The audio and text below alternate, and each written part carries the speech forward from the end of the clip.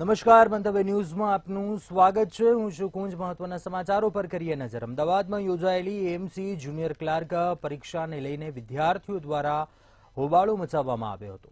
Paper ક્રમાંક અને OMR ક્રમાંક અલગ અલગ હોવાથી વિદ્યાર્થી દ્વારા હોબાળો મચાવવામાં આવ્યો હતો, જેમાં આસિસ્ટન્ટ જુનિયર ક્લાર્કની 912 જગ્યા માટે 1,11,000 અરજી આવી હતી। વિદ્યાર્થીઓના 2 સેન્ટરના પેપર અન્ય સેન્ટર પર પહોંચ્યા, જેથી કરીને 12:30 વાગ્યાની નિયત એક્ઝામ શરૂ થઈ શકી નથી અને 4 સેન્ટરમાં ગેરરીતિ થયા હોવાના આક્ષેપ વિદ્યાર્થી નેતા યુવરાજસિંહ જાડેજા દ્વારા કરવામાં આવ્યા હતા। આ મામલે કોંગ્રેસ પ્રવક્તા મનીષ દોશીનું પણ નિવેદન સામે આવ્યું હતું।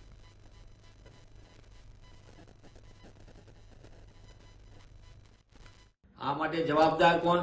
સ્માર્ટ સિટીના દાવા કરતી કરોડો રૂપિયાના કોન્ટ્રાક્ટના નામે ભ્રષ્ટાચાર કરતા ભાજપાના શાસકો નાની સરકારી ભરતી માટે પણ જો વ્યવસ્થા ન કરી શકતા હોય તો 1 કરોડની જનસંખ્યાવાળા શહેરને કઈ રીતે વ્યવસ્થા કરતા છે, મોટો પ્રશ્ન છે।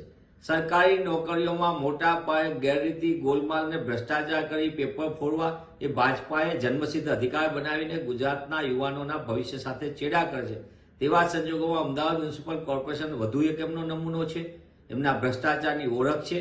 જેમાં અમદાવાદ ખાતેના સરખેજ ખાતેના જે સેન્ટર હતું તેમાંથી આજે વિદ્યાર્થીઓ દ્વારા અમને ફરિયાદ મળી કે ભાઈ જે ઓએમઆર કહી શકાય જે પ્રશ્નપત્ર અને જે ઓએમઆર સીટનું જે વિતરણ કરવામાં આવી રહ્યું છે એ અમારા સીટ નંબર ન હોવા છતાં બીજા સીટ નંબરના પ્રશ્નપત્ર છે અમને આપવામાં આવી રહ્યા છે।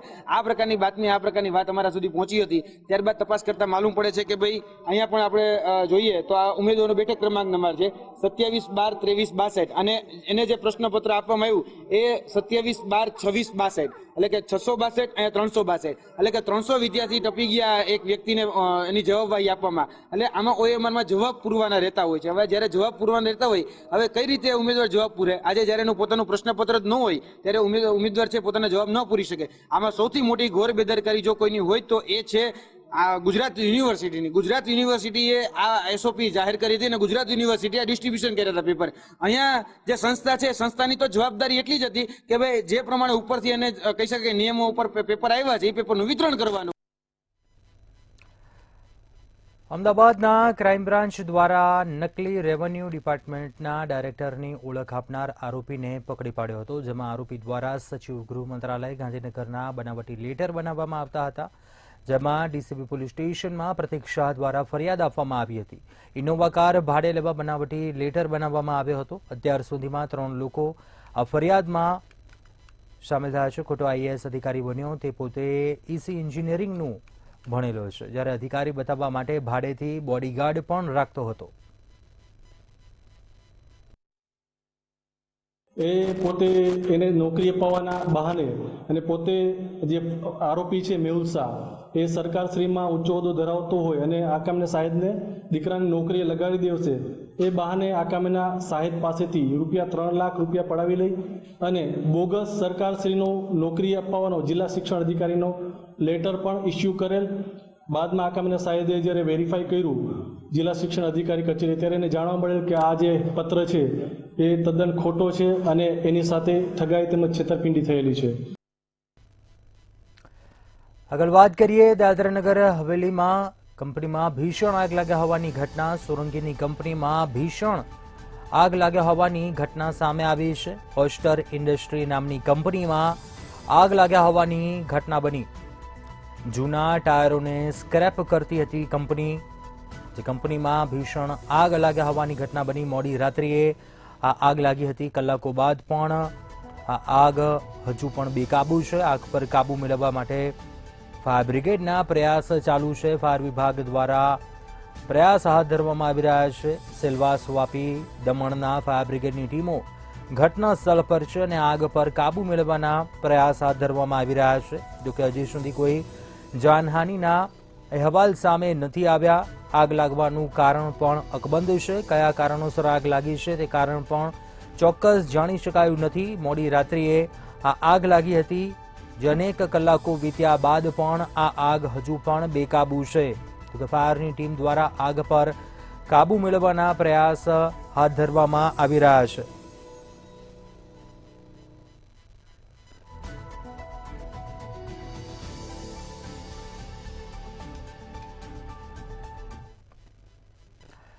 અન્ય મહત્વપૂર્ણ સમાચાર ભરૂચથી સામે આવી રહ્યા છે. સાયખા જીઆઈડીસીમાં બ્લાસ્ટ થયા હોવાની ઘટના.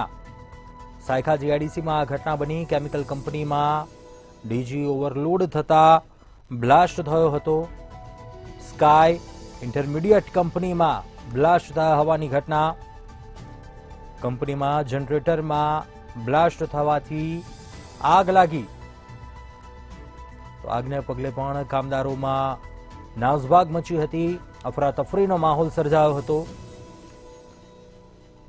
ઘટનાની જાણ થતાં જ ફાયરની ટીમ સ્થળ પર પહોંચી હતી. આગ પર કાબુ મેળવવામાં આવ્યો છે. જોકે આગની ઘટનામાં કોઈ જાનહાનિ થઈ નથી. રાહતની વાત એ છે ઘટનામાં કોઈ જાનહાનિના અહેવાલ સામે નથી આવ્યા. ભરૂચની આ ઘટના છે જ્યાં સ્કાય ઇન્ટરમીડિયેટ કંપની જ્યાં જનરેટરમાં બ્લાસ્ટથી આગ લાગી.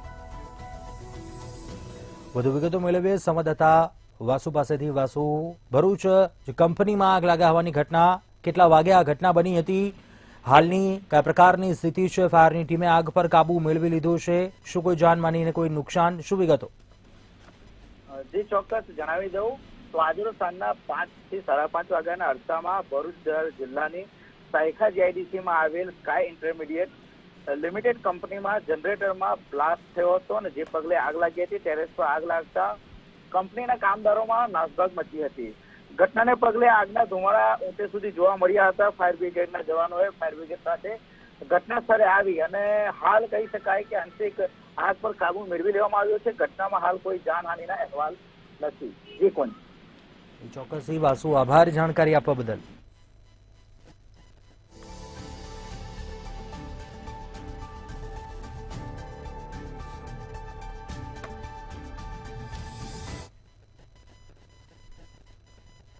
ખ્યાતિ હોસ્પિટલ કાંડમાં જેની સામે ગુનો દાખલ થયો છે તેમાંથી એકમાત્ર ડોક્ટર પ્રશાંત વજીરાણી ઝડપાયો છે, જ્યારે બાકીના મોટા માથા ફરાર છે.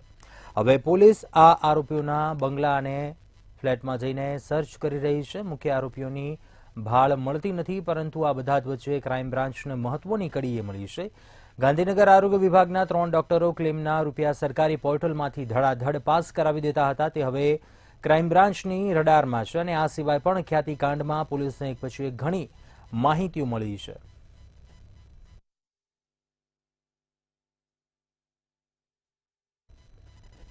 અમદાવાદની ખ્યાતિ હોસ્પિટલે 2 વર્ષ પહેલા મહેસાણા તાલુકાના જોરણંગ ગામમાં પણ મેડિકલ કેમ્પ કર્યા હોવાનું સામે આવ્યું છે. મહેસાણાના કડીના બુરીસણા ગામમાં ખ્યાતિ હોસ્પિટલે મેડિકલ કેમ્પ યોજી જરૂર ન હોવા છતાં એન્જિયોગ્રાફી કરી સ્ટેન્ડ મૂકતા 2 દર્દીના મોત થયા હતા.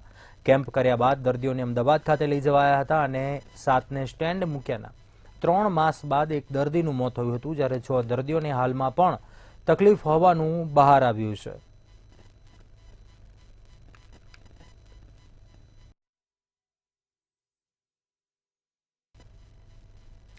રાજ્યભરમાં અકસ્માતની ઘટનાઓમાં વધારો થઈ રહ્યો છે, ત્યારે અકસ્માતની ઘટનાઓમાં અનેક લોકો પોતાનો જીવ ગુમાવી રહ્યા છે.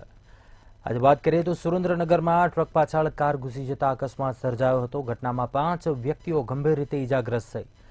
તો બીજી ઘટના સાબરકાંઠા નજીક બની. ધનસુરા દહેગામ હાઈવે પર અકસ્માતની ઘટના બની. ઘટનામાં કોઈ જાનહાનિ થઈ ન હતી. તો બીજી તરફ વડોદરામાં પણ ઘટના સામે આવી, જ્યાં કાર અને ટ્રક વચ્ચે અકસ્માત સર્જાયો હતો, જેમાં ફાયર બ્રિગેડે 3 ઈસમોને કારમાંથી બહાર કાઢ્યા હતા.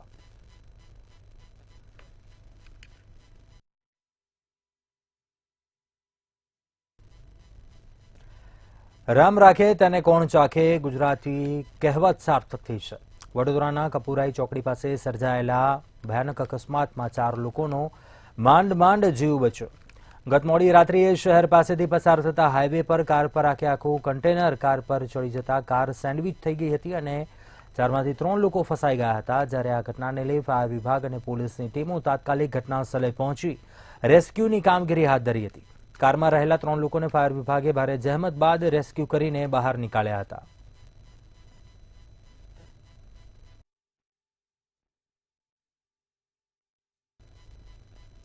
પાટણના હારીજ સમી હાઈવે પર ગમખ્વાર અકસ્માત સર્જાતા એક મહિલાનું ઘટના સ્થળ પર જ મોત નીપજ્યું. અજાણ્યા વાહનની ટક્કરે મુસાફર ભરેલ રિક્ષા સાથે ગમખ્વાર અકસ્માત સર્જાયો હતો. રિક્ષામાં સવાર 4 મુસાફરોને ઈજા પહોંચતા પાટણ હોસ્પિટલ ખાતે રિફર કરાયા હતા. મૃતક મહિલાની લાશને પીએમ અર્થે સિવિલ હોસ્પિટલ ખસેડી પોલીસે ઘટના મામલે વધુ કાર્યવાહી હાથ ધરી છે.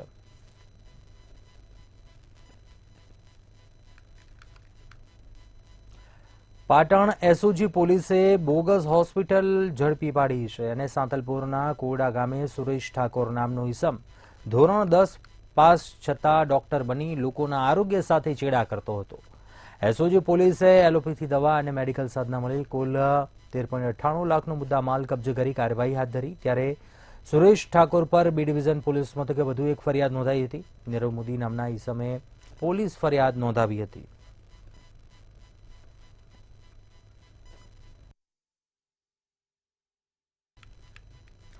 વલસાડના સ્મશાન ભૂમિ પાસે ઔરંગા નદીમાંથી અજાણ્યા ઈસમનો મૃતદેહ મળી આવ્યો હતો. જેમાં નદીમાંથી અજાણી વ્યક્તિનો મૃતદેહ મળ્યો. ત્યારે ઘટનાને પગલે ઔરંગાના પુલ પર લોકો ઉમટી પડ્યા હતા. સ્થાનિકો દ્વારા પોલીસને ઘટનાની જાણ કરાઈ હતી. પોલીસે મૃતદેહનો કબજો મેળવી વધુ તપાસ હાથ ધરી છે.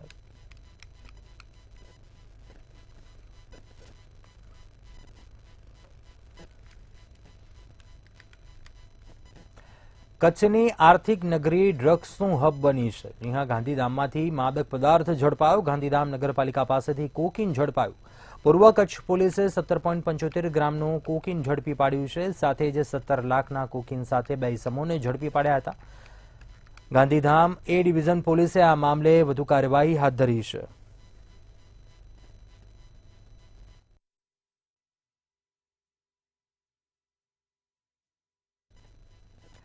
અમદાવાદ સાણંદ તાલુકાના મોડાસર ગામે હત્યાનો બનાવ બન્યો હતો. એક જ પરિવારના 2 જૂથો વચ્ચે અથડામણ થતા છરી વડે હુમલો કરી એક આધેડની હત્યા થઈ હતી. મૃતદેહને પીએમ અર્થે બાવળા સરકારી હોસ્પિટલ ખસેડાયો હતો. અન્ય બીજા 2 વ્યક્તિને પણ છરી વાગતા હોસ્પિટલ ખસેડવામાં આવ્યા હતા.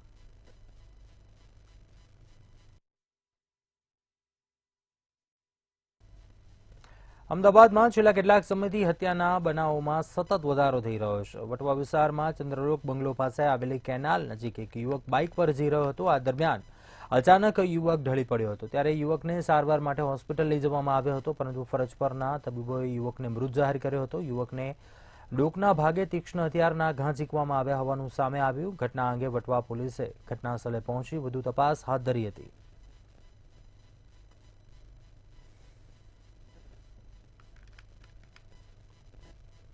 બનાસકાંઠાના ભાભરમાં કેનાલમાં પડી જવાથી 2 લોકોના મોત થયા. એક યુવકનો પગ લપસી જતા બીજો યુવક તેને બચાવવા જતા બંને કેનાલમાં પડ્યા હતા. બંને મૃતક યુવકો ભાભરના રૂની ગામના હોવાનું સામે આવ્યું છે. ઠાકોર સમાજના યુવકોના મોતથી અરેરાટી પ્રસરી ગઈ છે. જ્યારે યુવકોના મૃતદેહને કેનાલમાંથી બહાર કાઢી પોલીસને જાણ કરાઈ હતી. તેમજ હાસ્યાસ્પદ યુવાનોના મોતથી ગામમાં શોકનો માહોલ છે.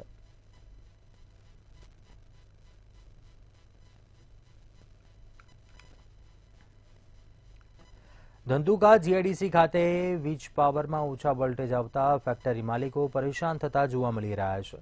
ત્યારે આ સમસ્યાને લઈને ફેક્ટરીના સંચાલકો દ્વારા યુજીવીસીએલ ધંધુકા સહિત ઉચ્ચ કક્ષાએ વારંવાર રજૂઆત કરાઈ છે. વીજ પાવરમાં વોલ્ટેજ ઓછા આવતા હોવાની ફરિયાદ કર્યા બાદ પણ આજ દિવસ સુધી કોઈ ઉકેલ ન આવતા લોકોમાં રોષ જોવા મળી રહ્યો છે. અને અમારી જે મેઇન સ્વિચ હોય એની ઓટોમેટિક સ્ટ્રીપ થઈ જાય છે. એ પછી અમે 3-4 દિવસ બધું બહારથી ઇલેક્ટ્રિશિયનને બોલાવીને અમારી ફેક્ટરીમાં ઇન્ટરનલ પ્રોબ્લેમ નથી ને એમ જોઈને બધું ચેક કરાવ્યું, પણ અંદર કંઈ પ્રોબ્લેમ નહોતો. અને એવું કીધું પાવર જોઈને કે તમારે આ જીઈબીનો પ્રોબ્લેમ છે. એટલે પછી અમે ધંધુકા જીઈબીમાં અને મહેસાણા જીઈબીમાં એક અરજી કરી કે અમારે પાવર ઓછો વોલ્ટેજ આવે છે ને જેના કારણે અમારે બધું નુકસાન થવાની શક્યતા છે. અહીંના ડેપ્યુટી એન્જિનિયર પટેલ સાહેબે એમને ટીમ મોકલી પણ એનાથી કંઈ રિઝલ્ટ આવ્યું નથી. આજે પણ અમારે 400 થી 402-3 જ વોલ્ટ આવે છે, 440 વોલ્ટ જોઈએ. વીજ સમસ્યા તો ઘણા ટાઈમથી છે. અમે ઘણી વાર રજૂઆત કરી. ખાસ સમસ્યા એ છે કે ધંધુકા સિટી 2માં જીઆઈડીસીનું કનેક્શન સાથે છે. એ સિટી 2માં કંઈ પણ પ્રોબ્લેમ આવે કે તો એના હિસાબે સીધું જીઆઈડીસીના દરેક યુનિટ બંધ થઈ જાય છે. દાખલા મારે જેડસીબી કંપની છે મારી, એમાં જ્યારે લાઇટ જાય પછી ફરીથી ચાલુ કરવા જ્યારે મારે ટોર્ક લે સીધો તો 500 HP ની મારી મોટર છે. હમણાં મારે એક 500 HP ની મોટર પડી ગઈ. એટલે લાઇટ જાય ને ફરતી જયારે લાઇટ આવે પછી ફરી બિલ ચાલુ કરવા જો એક સીધો 7,000 થી 8,000 રૂપિયાનો ખર્ચો એક ચાલુ કરવામાં જ આવે છે. વોલ્ટેજ ઉપરથી ઓછા આવે છે. જ્યારે ચાલુ કરીએ છીએ ત્યારે 410 ને 385 એવા વોલ્ટેજ આવે છે અને મોટર ચાલુ થતી નથી. અને પછી જ્યારે અમે ફેક્ટરી ચાલુ કરવી ત્યારે મોટરના ઓટોમેટિક ઓલા ટાટર પડી જાય છે. એના કારણે શું નુકસાન તમને? મોટરને બધું બળી જાય એવું બધું નુકસાની આવે. આ માટે ક્યાંય રજૂઆત? હા, અને બાવળા જીઈબીમાં અમે મહેસાણા જીઈબીમાં અમે રજૂઆત કરી છે.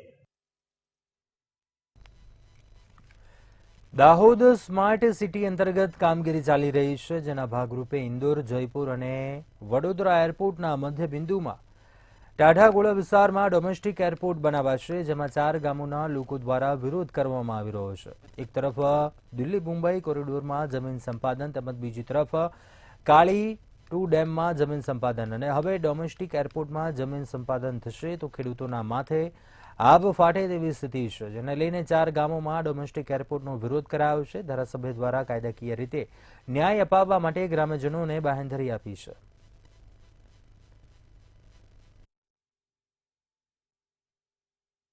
અમારા ખેડૂત ભાઈ બહેનો જે ખેતીની અમૂલ્ય જમીન છે, કિંમતી જમીન છે, અને એ જમીન આ એરપોર્ટ નાખવાથી અમે ખેડૂત ભાઈ બહેનો ખેડૂત વિહોણાને થઈ જાય અને એમના હક અને અધિકારો જતા ન રહે, એના માટે મને આવેદનપત્ર આપવામાં આવેલ છે.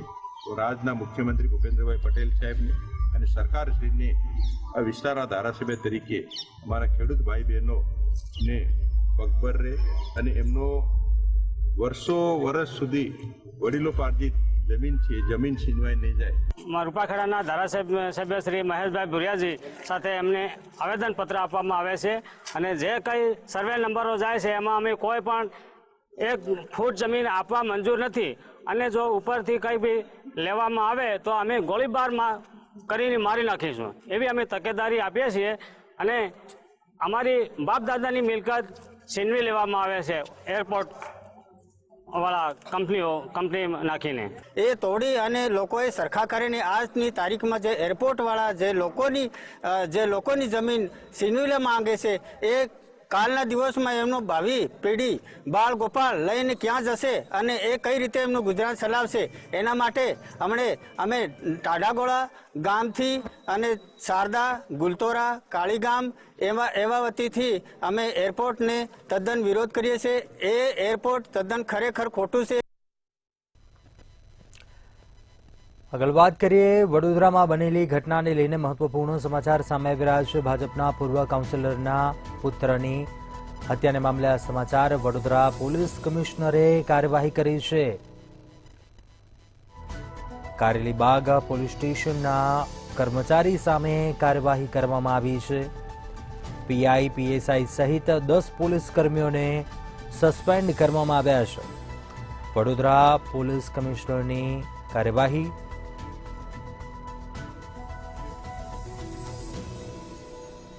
વડોદરામાં ભાજપના પૂર્વ કાઉન્સિલરના પુત્રની હત્યા થઈ હતી, જે ઘટના બાદ ભડકા પડ્યા છે. વડોદરા પોલીસ કમિશનરે કાર્યવાહી કરી છે, પોલીસ કર્મીને સસ્પેન્ડ કર્યા છે. કારેલીબાગ પોલીસ સ્ટેશનના કર્મચારી સામે પગલાં લીધા છે. પીઆઈ, પીએસઆઈ સહિત 10 પોલીસ કર્મીઓને સસ્પેન્ડ કરવામાં આવ્યા છે. રોજ કારેલીબાગ અને તે પછી રાવપુરા પોલીસ સ્ટેશન વિસ્તારમાં એક મારામારીનો કિસ્સો ફોલોડ બાય એક મર્ડરનું ઘટના બન્યો હતો.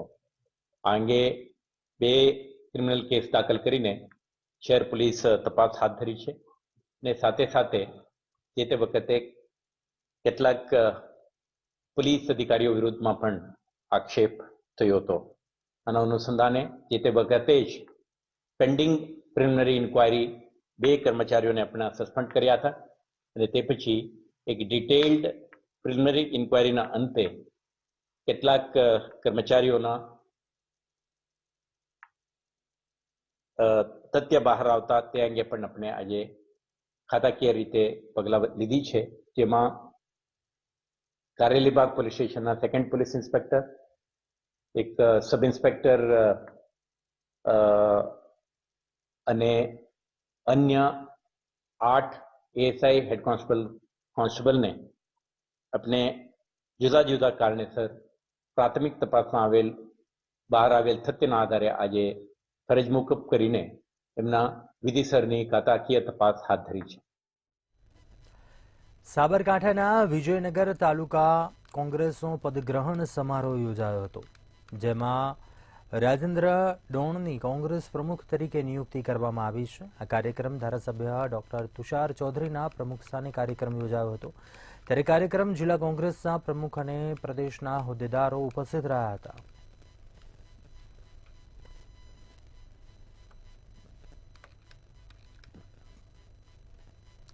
મહેસાણાના ખેરાલુ તાલુકાના વઘવાડી ગામે ચોરીનો મામલો સામે આવ્યો. રાત્રિ દરમિયાન એક સાથે 3 દુકાનના તાળા તોડી દુકાનમાં રહેલી રોકડ રકમની તસ્કરોએ ચોરી કરી હતી, જેમાં પ્રહલાદ ચૌધરીની દુકાનમાં રહેલી રોકડ રકમ ₹10,000ની ચોરી થઈ, જ્યારે અન્ય દુકાન માલિક હીરા ચૌધરીની દુકાનમાંથી રોકડ ₹5,000ની ચોરી થઈ હતી. સમગ્ર ઘટના સીસીટીવીમાં કેદ થઈ છે, જે આધારે પોલીસે વધુ તપાસ હાથ ધરી છે. મારી દુકાનના 3 દુકાનો છે, એમાં લાઈન છે, તાળા તૂટ્યા છે અને મારાથી માલ ગયો છું, પૈસા ગયા છે. કેટલો માલ અંદાજે ગયો છે? કેટલા રૂપિયાનો?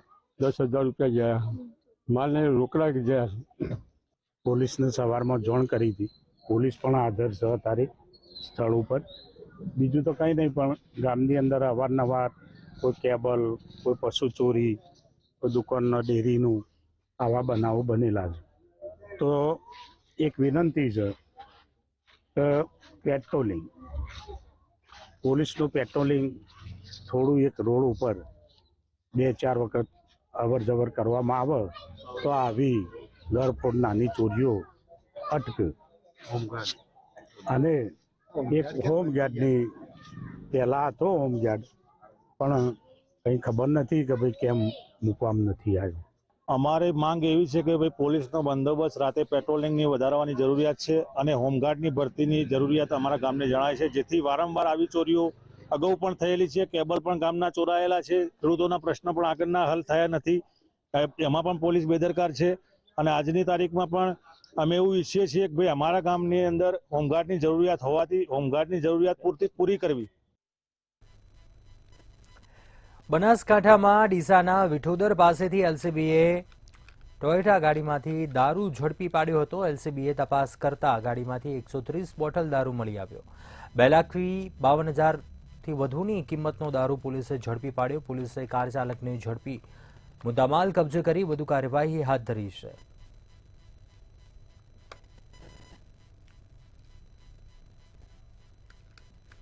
પંચમહાલના ઘોગંબા તાલુકાના રણજીતનગર ગામમાં ઘૂસી આવેલા દીપડાનું રેસ્ક્યુ કરવામાં આવ્યું હતું. દીપડો કૂવામાં પડી જતા ફોરેસ્ટ વિભાગ દ્વારા રેસ્ક્યુ કરાયું હતું. ગામમાં દીપડો ઘૂસી આવતા ગ્રામજનોમાં ભયનો માહોલ ફેલાયો હતો. ત્યારે કૂવા ઉપર બાંધેલી નેટ તૂટેલી જણાઈ આવતા ખેતર માલિકે સવારમાં કૂવામાં જોતા દીપડો જોવા મળ્યો હતો, જેમાં દીપડાનું રેસ્ક્યુ કરવામાં આવ્યું હતું.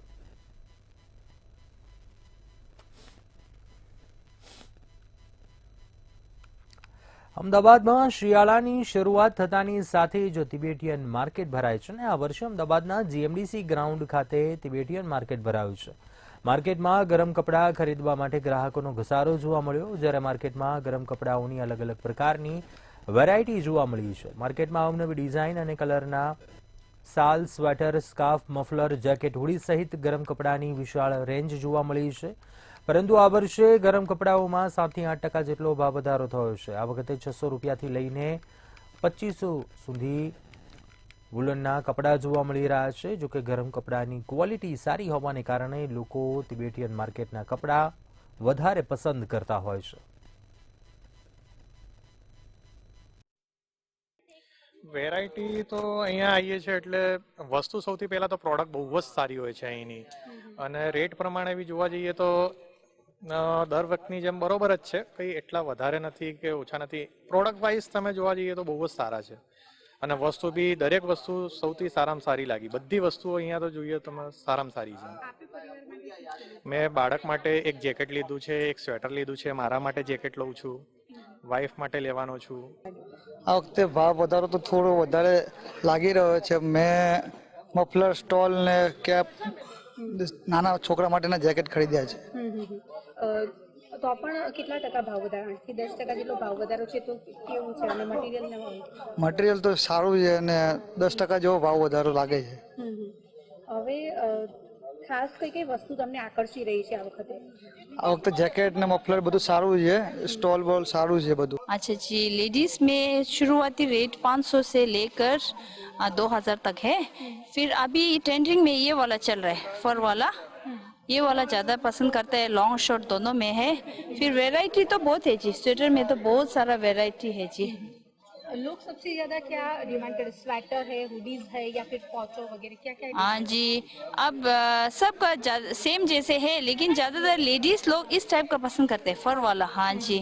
રાજ્યમાં શિયાળાની શરૂઆત થઈ ચૂકી છે અને શિયાળાની શરૂઆત થતાની સાથે જેમ જેમ ઠંડી વધતી હોય છે તેમ તેમ લોકો જે છે તે ગરમ કપડાનો સહારો લેતા હોય છે. ત્યારે અમદાવાદના તિબેટિયન માર્કેટો પણ અત્યારે હાલ ધમધમી ઉઠ્યા છે. આપ જોઈ શકો છો, તિબેટિયન માર્કેટની અંદર વહેલી સવારથી જ લોકો જે છે તે ગરમ કપડાઓની ખરીદી કરતા નજરે પડી રહ્યા છે. અને આજે જ્યારે રવિવારનો દિવસ છે ત્યારે મોટી સંખ્યામાં લોકો જે છે તે ખરીદી કરતા નજરે પડી રહ્યા છે. તિબેટિયન માર્કેટમાં આપ જોઈ શકો છો, પરિવારોની સાથે અત્યારે હાલ લોકો આવી રહ્યા છે અને શાલ, સ્વેટર, પોંચો અને હુડી અને આ પ્રકારના જે ગરમ કપડાઓ હોય છે તેનો સહારો લેતા નજરે પડી રહ્યા છે. તે બધી વસ્તુ ખરીદતા નજરે પડી રહ્યા છે. જો વાત કરવામાં આવે તો આ વખતે તિબેટિયન માર્કેટમાં કહેવાય છે કે નવા મટીરિયલ જોવા મળી રહ્યા છે. ખાસ હુડી ને એ બધું સૌથી વધારે લોકોને પસંદ આવતું હોય છે. જે લોકો ખરીદી કરી રહ્યા છે એમની જોડે આપણે વાત કરીશું. તમારું નામ?